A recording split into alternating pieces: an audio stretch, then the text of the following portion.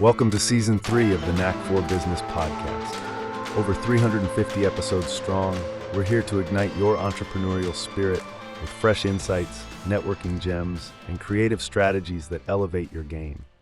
For the audience, why does selling still feel so uncomfortable, even when you believe in what you are offering? If you ever felt like you're too quiet, too kind, or not wired for the high-pressure world of sales, this episode is for you. Mark joins us to unpack how you can build a successful long-term client base using a calm, respectful, and deeply effective approach he calls the Quoin Principle. This isn't about flashy tactics or fake arrogancy. It's about finding a method that feels right for you and still gets real results. Stick around to discover how gradual personalized selling can actually lead to more meaningful growth, less stress, and greater client satisfaction. Our guest today is Mark Kempf, author of Unfurl Your Sales. After more than 40 years in the insurance sales world, 7 of those in management roles with major insurers, and the last 3 as a trusted advisor at a large brokerage, Mark has seen just about everything a sales career can throw your way. Specializing in group benefits, Mark built deep, long-term relationships with many clients staying with him over 15 years, some even over 30. Now retired, Mark has turned his attention to sharing what truly worked for him, a client-centered, respectful, and highly effective approach to sales that he refined over decades. In his new book, Unfurl Your Sales, Mark unveils what he calls the Quoin Principle, a slower, more methodical style of selling that proves you don't need to be pushy to succeed. His goal is simple: to hand over the decoder ring he once wished someone had given him. Mark, it's good to have you here, sir. Welcome. So, 40 years of sales, that is a really long time to be in that business, but you must have some really cool stories that go in there. Like, what are some of the major surprises you encountered? Well, when I started off desperation, like many people start in sales. I didn't plan on it. I thought I'd be a teacher, and ended up that was not possible in 1980, 81. There were just no teaching jobs at all. And my wife and I were married my last year at university. And my wife said, I don't want you to go to teacher's college for 2 more years. She was, we were tired of living like students already. So I went looking for other work, and insurance sales seems like the least likely job or occupation I would ever have in my life. I just wasn't suited for it. And many people told me that. I was just too nice, too gentle, too unassuming, that I would just get eaten alive and fail at it. It's always the quiet ones you have to watch out for, by the way.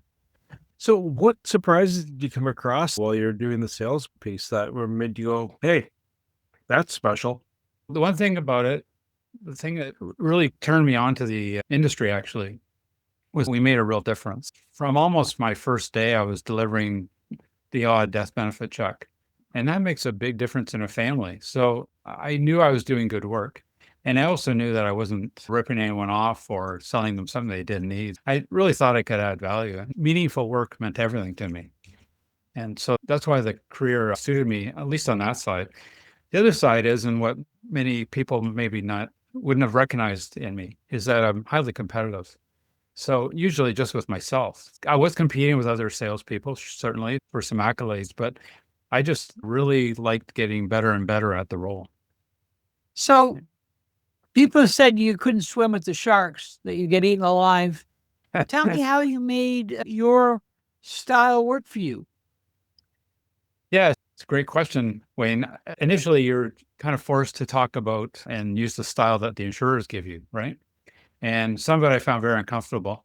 It's not that it was over aggressive. It just was dogged with a bone. So it would not give up on things, even when there was clearly no reason to keep talking about it and keep arguing the point. The one thing I realized pretty quickly was it's better to be friends and say goodbye than annoy someone too far. That was really enlightening. And once I was on my own and having some success, I felt confident to do that way. So that was sort of the whole start of the Quoin Principle, sitting back and relaxing and not pushing for sales. In the book, I recount a really short story, but it was so true. I went to see this husband and wife, and we got talking. After about 15 minutes, the husband turns to me very seriously and says, you're unlike everyone else who's ever come in this place talking about life insurance. And I've never bought from anyone else, but let's talk seriously about it. And so that became a sale. And it was just because I was laid back and relaxed. And I think it was just that I wasn't pushing the point. and always took the view that whatever's good for the client is best. So you brought up the Quoin Principle. Unpack it for us. And how's it differ? Yeah. So the Quoin Principle, well, let me tell you how it started. Over years of selling, I went through lots of sales courses. In the office I was in at the time, we did a sales course where I found it was way too aggressive. And it wasn't even a pressure pack, but the lean was so strong. I found that very uncomfortable. And I was reading Moby Dick one day, the novel Moby Dick. And about 2/3 of the way through, you have to get pretty far into that big fat book to get there. I came across this definition of what a coin was. And the definition, I'm going to read it to you. A coin is a solid which differs from a wedge in having its sharp end formed by the steep inclination of one side instead of the mutual tapering of both sides. That's pretty dull. Basically, it's saying that a coin looks like a doorstop and a true wedge looks like an axe head, right? That's the problem with sales. We're using a wedge, like an axe, which is an aggressive act. Even if we manipulate and hide it, it's still an aggressive act. A coin is just a gradual leaning in and changing the perspective for the person. I just found that idea of gradualness inviting. I'd been doing some of that, but once I read that and got deeper into the thought of it, what a coin really was, spelled Quoin, but pronounced coin. Once I got deeper into it, I realized that is the magic formula for me when it comes to selling. In my book, I talk about goal setting and aligning with your own values, and I take it all the way through the sales process, all the way out the other side of the service process, and even what happens when you lose a client, how to treat that. If you treat it all as the same principle, the same way you sell is the same way you service, then the whole thing is so much more comfortable. Clients are not alarmed by anything, including the sales process itself. They're not alarmed by the discovery. They're not alarmed by the solution. They're not alarmed by the close because there really isn't a close. It's just part of the same process. So what myths do you think entrepreneurs are holding that keeps them back or traps them? Entrepreneurs in general, well, entrepreneurs are under a lot of pressure, right? If a salesperson's the same way when they're starting out or even their first 5 years, they have to make a living. The myth is that you can get a little further if you add some pressure to the mix. Entrepreneurs can stay too busy and get too aggressive. On the sales side, which is what I know best, entrepreneurs ought to be salespeople. They think it's a numbers game. The more numbers I do, the more results I get. The idea of the Quoin Principle is the opposite of that. There's no point in calling 100 people in a day and getting nowhere. It's much better to organize 6 calls that matter and have a process for engaging them. You'll get far further with smaller numbers. And that's part of the Quoin Principle. And on entrepreneurs, especially when they're starting, they have to just grab business as much as they can. When you're describing the wedge, whether it's a wedge or doorstop, or Quoin Principle, it sounds like there's an emotive component, the sense of urgency.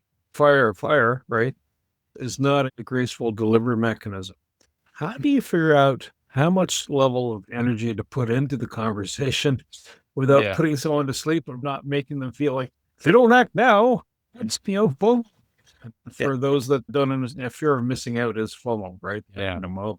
Right. So how do you find that balance, that sweet spot? I think that's the magic to it, where I was too gentle, too nice, and too quiet in a meeting. How do you add that urgency, but not make it aggressive? And so you do it through a lot of techniques, mostly questions and answers and working within the world that the prospect is giving you to work with. How do you not put somebody to sleep? I think by concentration. I think it's a matter of concentrating on the moment so you're aware of everything. We call it emotional intelligence or active listening, but it's even more than that. It's body language, it's everything else. So in a big meeting, if I'm in a boardroom with 3 owners of a company and we're talking about a lot of things and they have different opinions and attitudes toward things, I come out of there in an hour exhausted because my concentration level is this: I've been in the boxing ring for that hour. And even though it's a very gentle and comfortable spot in my brain, it's just spinning constantly. That's how it happens. Is the concentration in the moment is very important. So you don't miss a thing, right? On the sales side, in the old days, it was ABC, always be closing, which just meant pressure, pressure, pressure. In the Quoin Principle, there's almost no close. There's a moment where you have to ask for the business likely, or you have to at least say, there's an assent that you have the business. But really, you're just getting through that point as if it's any other point in the sales process. So it's pretty smooth, but you have to be concentrated on it. And I do think, Bernie, that a lot of the intent of the meeting is just how meaningful it is for the people in the room and how much I work within that meaningfulness for them. I get excited when they're excited. I get excited when we're solving problems or when things are working out. And in my head, I'm still thinking about 12 other things at the same time. Was there a day you said, no, I am a subject matter expert and my job is to import what I've learned in a way that's meaningful so that you make the best decision? Can you tell me the day that clicked for you? That's a really interesting question. So because my career kind of evolved, let's say, from life insurance disability sales into group benefits largely, and still estate planning for executives. On the life insurance side, unless I'm in the old days when I was just doing mom and pop insurance kind of stuff, that I ever felt truly competent to do very, expansive sales for executives. But on the group benefits side, I became an expert. I remember being in rooms where it didn't matter what question was asked. Either I had the best answer or I was comfortable not having the answer. And I think those were the days when you realize, I'm good at this, And I also I honestly thought that there are other good people doing this work, but no one's better than I am to help this person. So it's not arrogance at all, right? It's just a confidence that I can do the job and want to do the right job for the client. I've done sales training, and they say that half sales don't get made because no one asks. Walk me through that balance between asking for a legitimate sale that you've earned that is right for the client and not wanting to put yourself in a spot and be afraid. Walk me through when you should ask. Right. Well, some parameters.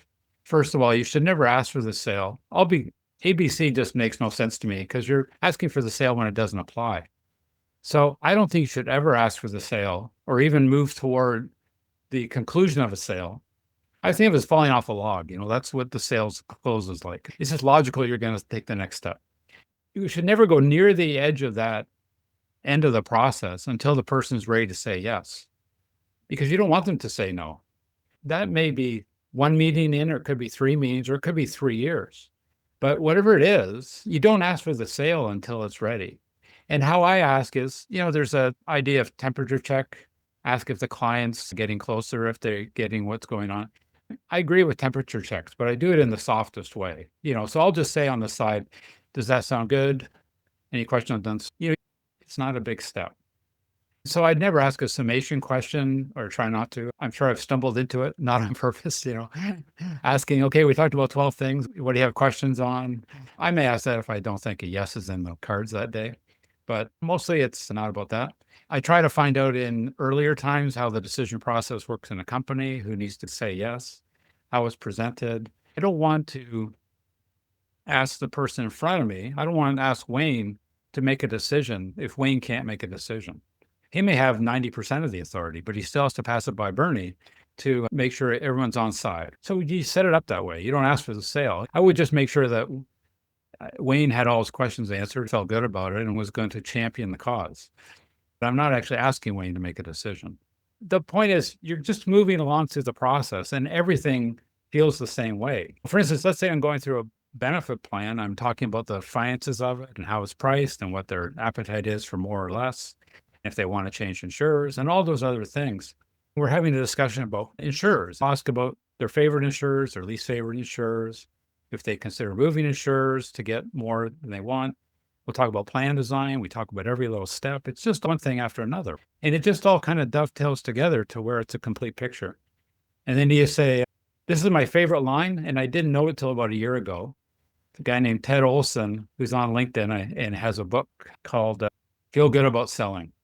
His line is, I doubt Ted created this line, but his line is, common next steps are, and that's the close. So we've gone through all this. Everything's good. Everyone's happy.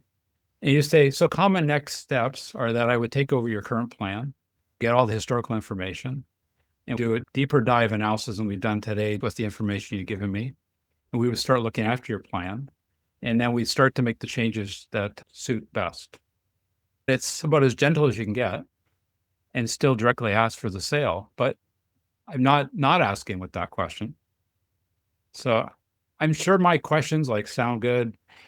What I used to say was, especially on benefits, I would say that there's 2 ways we can do this.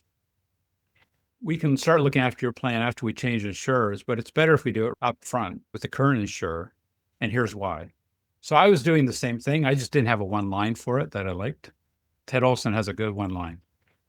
It's interesting as you're describing this, from the insurance side, you talking to someone that's going to make a decision, or it might be a communal decision. Say it's your spouse. Having worked in a larger corporation, sometimes it's an RFP process and so forth. Does the game change then? Because if it's an RFP process, that's not a tomorrow thing. Typically, there's sometimes emergency purchase, like, we need something because, something fell apart and then need a replacement piece. But is the size of the business a factor? And is it the dollar size value? If it's like $1 million item, you're buying a piece of mining equipment, do the rules of engagement still equally apply? Well, I say they're all different, and certainly different for RFP. So with RFP, my experience with them, I only ever did about half a dozen of them. And I don't think I ever got a sniff at any of them unless I had a personal relationship. I find the RFP process is corporate window dressings. They're still going to pick people they know and they like and they've met. And the RFP is just an official version of that. You can spin your wheels doing RFPs. I'm not saying it's always the case, but when it comes to companies with, let's say, 1,000 people and less, I think that's pretty common. By getting asked for an RFP, I always ask, how'd you know about us? Why are you recommending us? Because I want to know if there's something I should be aware of that I don't know. But Bernie, on the larger cases, they are completely different. Going back to the idea that the whole sales process is one continuum, one of my favorite, there's many questions I might ask first, almost in a first meeting with a client. But my favorite go-to one is this. And I would have used this about half the time in my last 10 years. Your benefit plan is probably number 3, 4, or 5 on your annual financial statement as expense. And so my guess is, I would have some idea of their numbers of employees. I'd say my guess is that's about north of $1.5 million. How much time do you spend every year determining how to best spend that $1.5 million?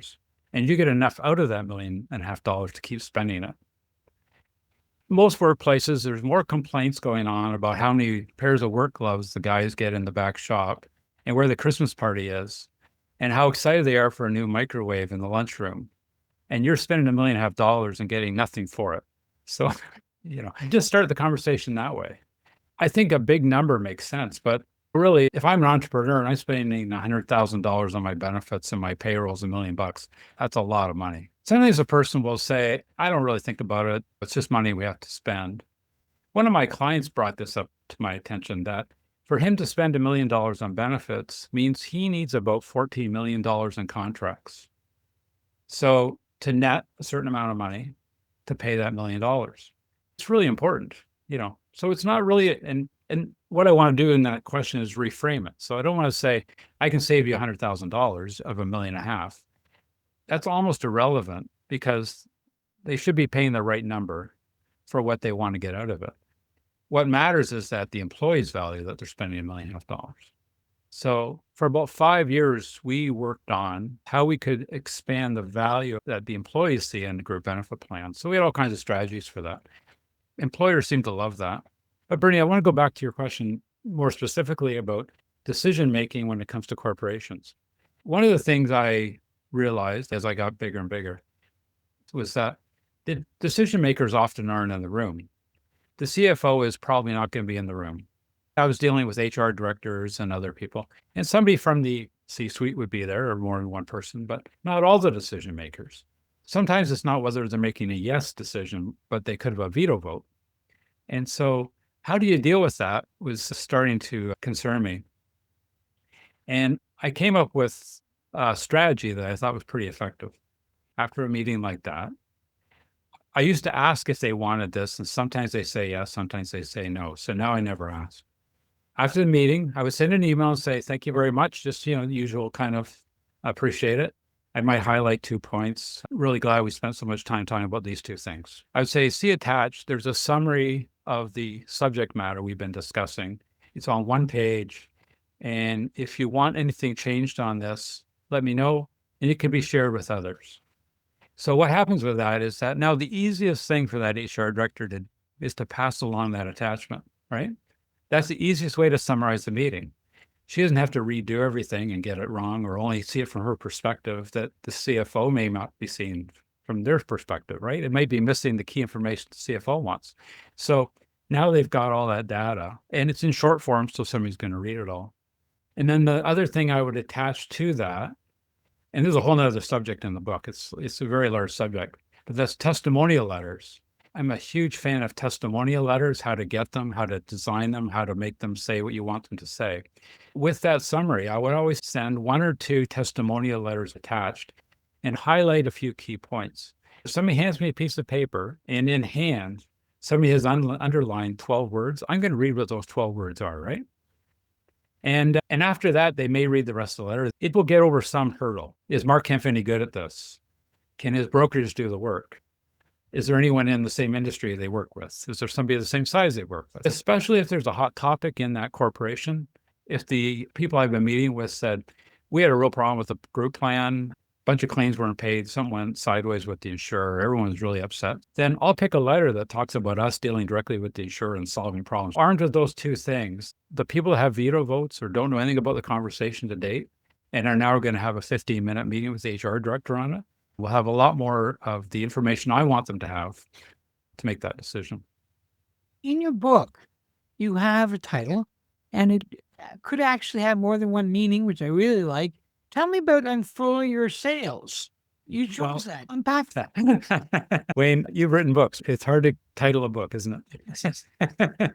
It's hard to title a book that makes sense to the topic and also that somebody else hasn't used already. But I do like where I landed with Unfurl Your Sales, partly because I think the whole Quoin Principle is like an unfurling. The only things that we think of as unfurling are flags, right? You kind of slowly unfurl a flag, or a sail on a sailboat, unfurl the flag, or out the sail. What I love about it is that unfurling your sail is the same kind of thing. It's a slow, methodical unfurling. Then the sail on a boat fills full of wind and away you go. And you go to the direction you're aiming, and off you go. And I think it's the very same thing with sales. So very slowly you furl the sail in front of the client with the client, and then you end up going on the adventure with the client wherever you want to get to.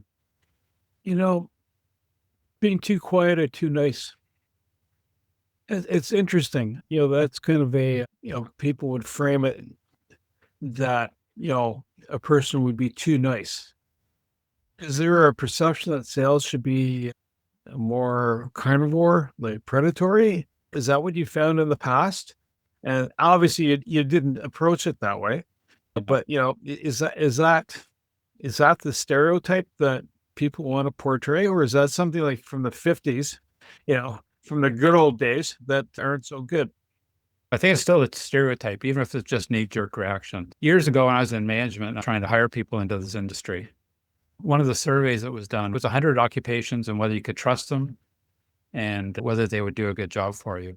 Insurance sales was pretty low on the trust scale.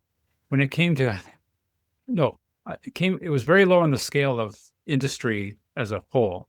When the same person was asked about the person they dealt with, it went way up into the top 10. The knee-jerk reaction may have nothing to do with reality. But I will say that there's just pressure to make sales, right? For instance, I have a sale that I made last year that took about 8 years. The reason it took 8 years was structural. It was the previous owner, his friend, skiing friend, all those kind of structural things. And I had proven twice in that period that we could do a much better job, but the owner wouldn't budge, even though everyone else in the executive suite wanted them to. I just had to wait that out. But the way to wait it out was to stay in touch and be present with them, right? Even help solve some problems for them. But when it got close to, here's how I'm answering the question, Bernie. When I got within about 3 months of that sale, the sales manager at work started bugging me. Did you call them? We got to make that sale. We need it for this month. We got to do this. And being an old guy, I would say, no, we're cool. I'm not asking for a yes yet. And I just hold them off because there was no yes at that point. I was in constant contact with them. So the HR director knew that we wanted it as soon as it was okay, then let's go. But I didn't want to miss a day of working with them. But until she said it was time, it wasn't time. There's still lots of pressure in the industry and lots of pressure to make a sale. We have to resist some of that. and be wise about it. I'll give you another example. One that I've done in my past too is somebody will say, call me on May 15th.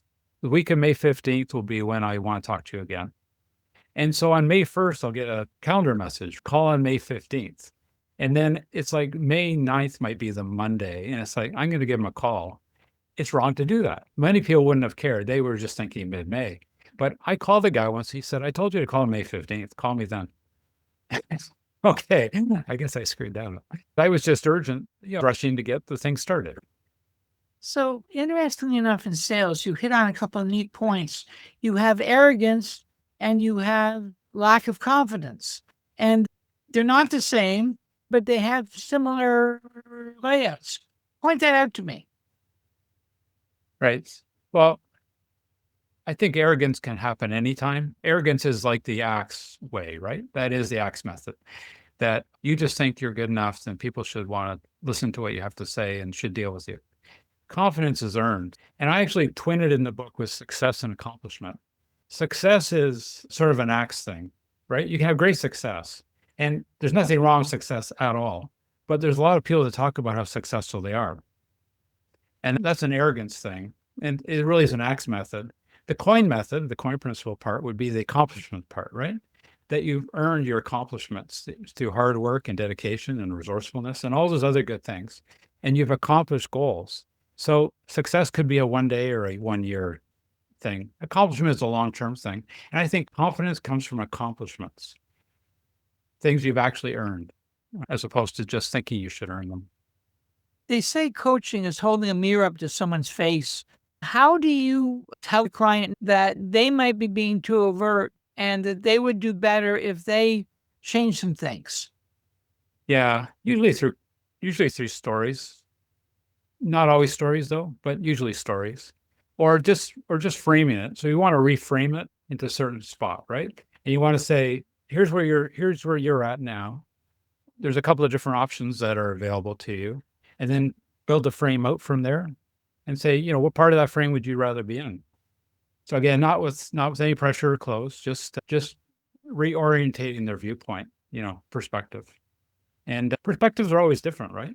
And sometimes it just takes that. Say, I can see why you've been here when you've been working at this place for 30 years and you've gone up to where now you're the COO, and that's great. But you've always been on the same train.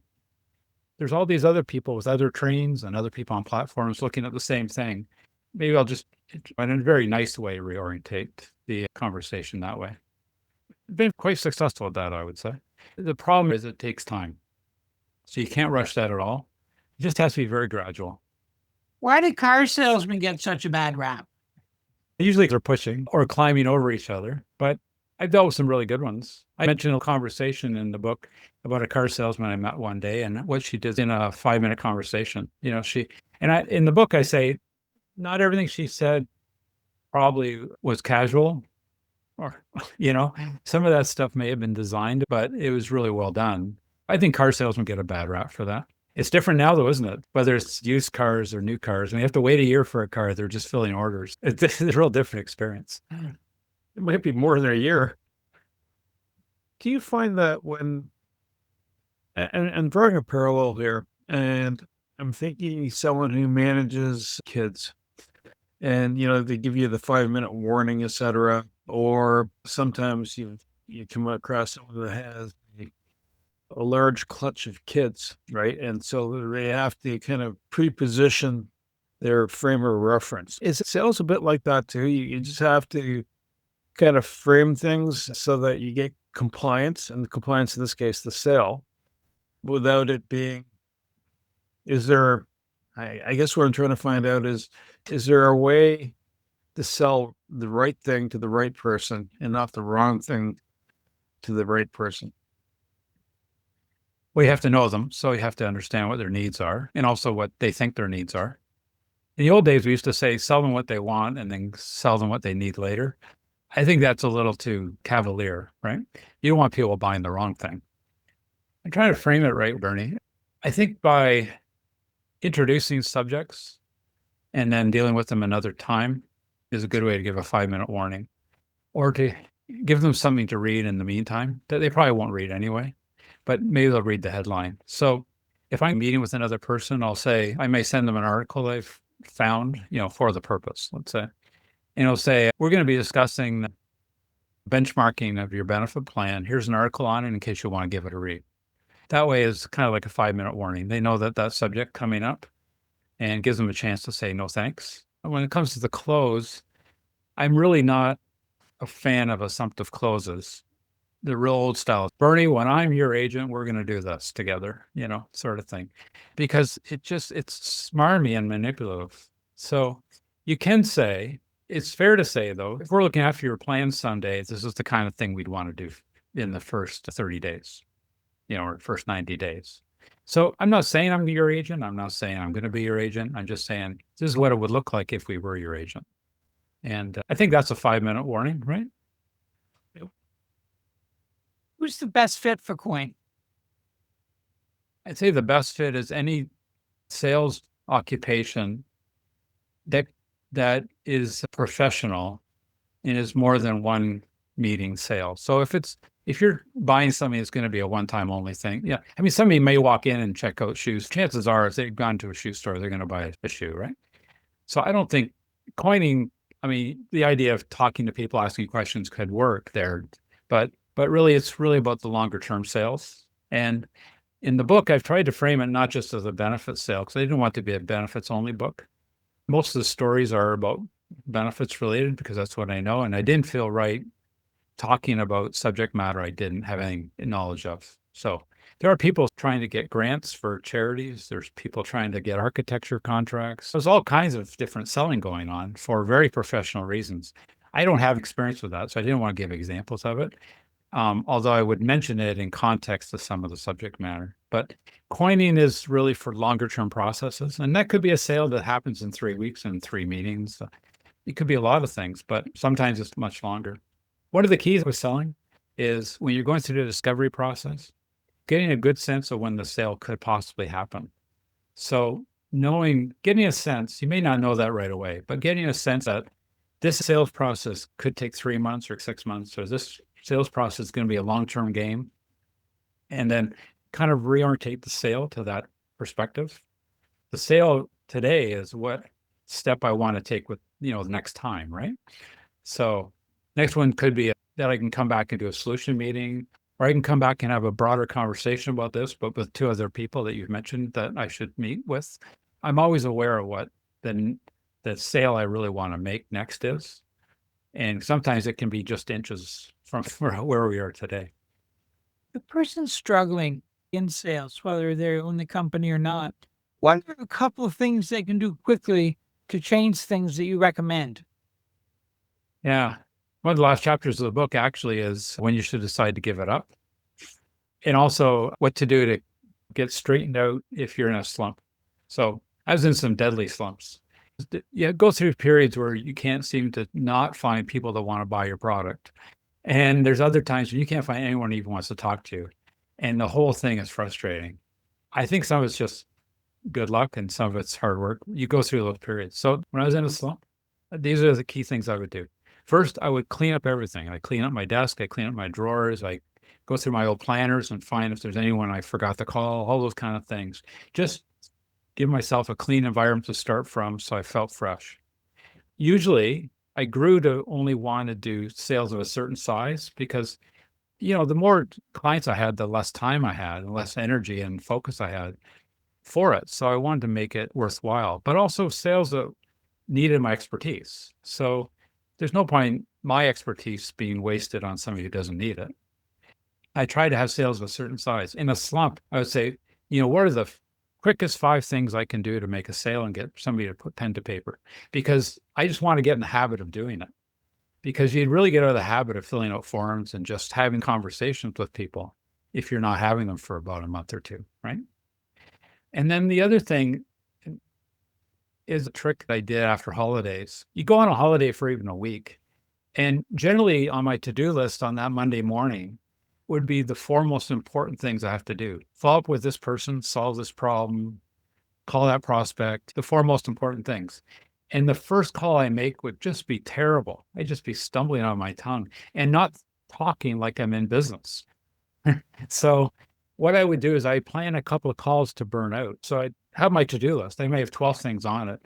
I take 2 of the least important things and make those calls first.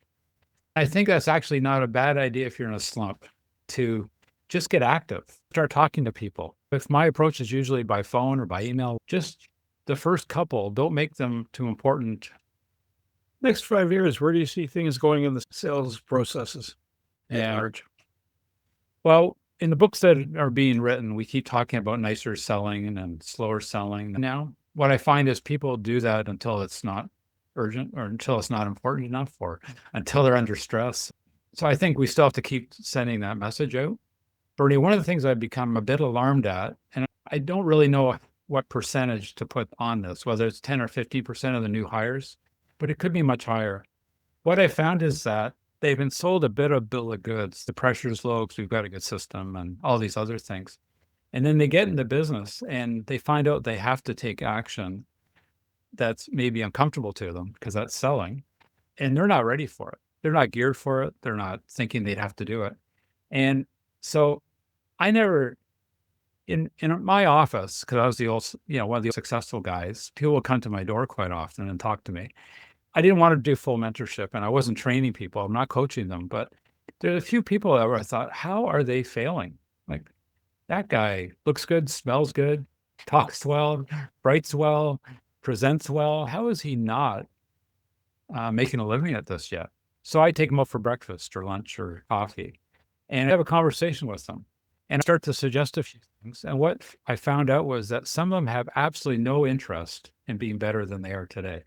They have no curiosity.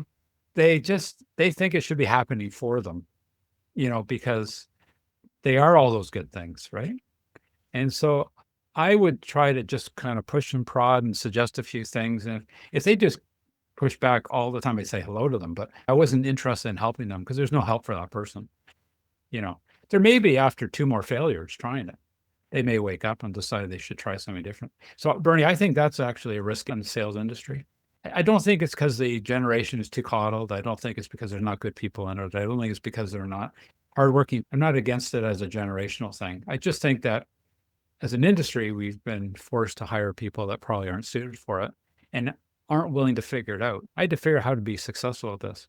And I had to basically create my own system by gathering a bunch of stuff from other people. It's not that I didn't steal and borrow, but I was very curious and watchful. You have to be that way to be successful. And so for these people, if they're not willing to even think that way, then it's hopeless. I think that's a big problem.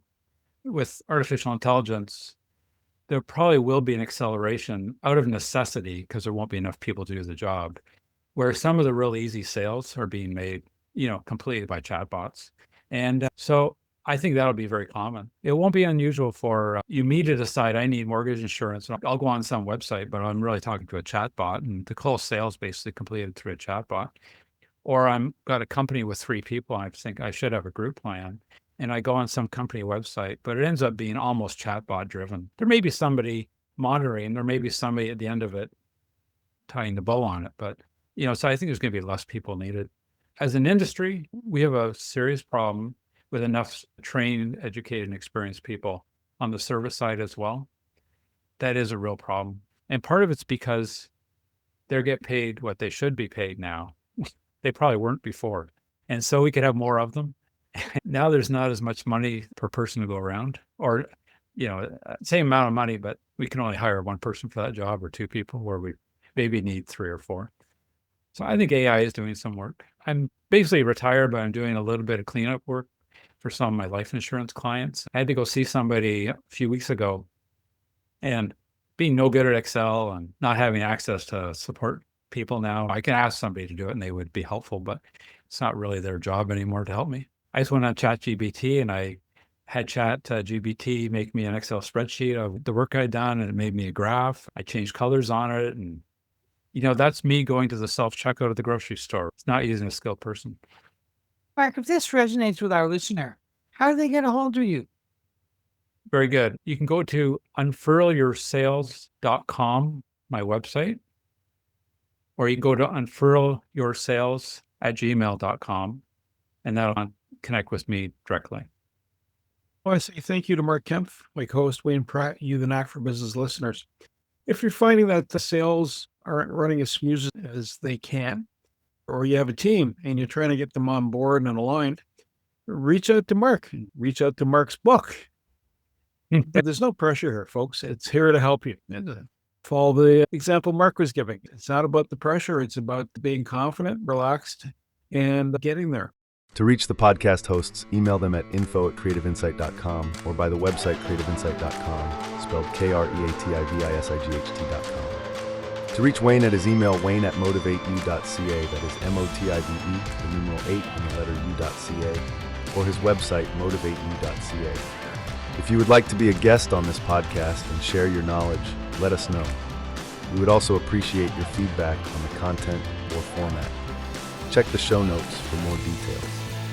For these podcasts, we like to acknowledge the support and thanks to the following people. Carl Richards from Podcast Solutions Made Simple, a renowned podcast expert. Fred Crouch, who is the Property Wizard podcaster, where Bernie is a co-host. Jovan Strika from Hive, a co-working space that is more than just a space.